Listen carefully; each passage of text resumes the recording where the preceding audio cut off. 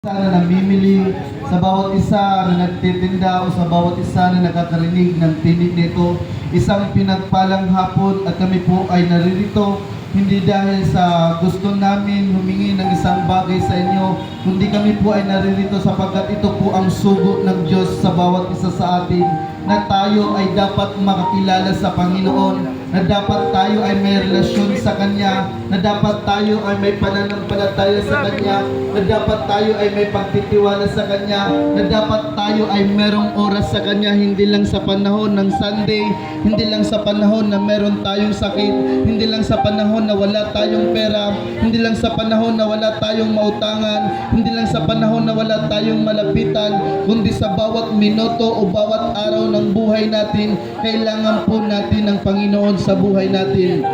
This month ay malapit na po ang Pasko because all of us are celebrating the birth of Jesus Christ, December 25. Ngunit ano po ba yung reason ng Pasko? Siguro karamihan po sa atin excited sa Pasko dahil makakakain ng masarap na pagkain, makakatanggap ng regalo. Ngunit hindi po yan ang sentro ng Pasko. Hindi po ipinanganak ang Panginoon dito sa krus o dito sa mundo, at hindi siya naipako sa krus para lamang tayo magkaroon ng celebration, kundi dalawa po ang reason ng Panginoong Hesus kung bakit siya pinanganak dito sa mundo. Nagsiselebrate tayo ng Christmas, namatay sa krus at nabuhay at nagsiselebrate ng Holy Week, kundi ang reason po o ang essence po ng Pasko o Christmas ay pagmamahal at kapatawaran, sapagkat sabi po ng ating kasama kanina na inyong narinig sa John chapter 3 verse 16, sapagkat gayon na lamang ang pag-ibig ng Diyos sa sangkatauhan,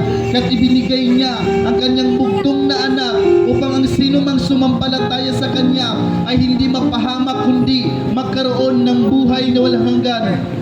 Mga ate at kuya, doon po sa salita ng hindi po i-mention yung mga taong magagaling, yung mga taong nakapagtapos lamang o yung mga taong merong pangangailangan lamang, kundi sabi niya sapagkat ang sino mang sumampalataya sa kanya ay hindi mapapahamak, regardless anuman ang iyong katayuan sa buhay, anuman ang iyong nakaraan sa iyong buhay, anuman ang iyong kinakaharap na problema o pagsubok ngayon, o anuman ang nais mong maabot sa bukas o sa taong darating, minahal ka ng Diyos.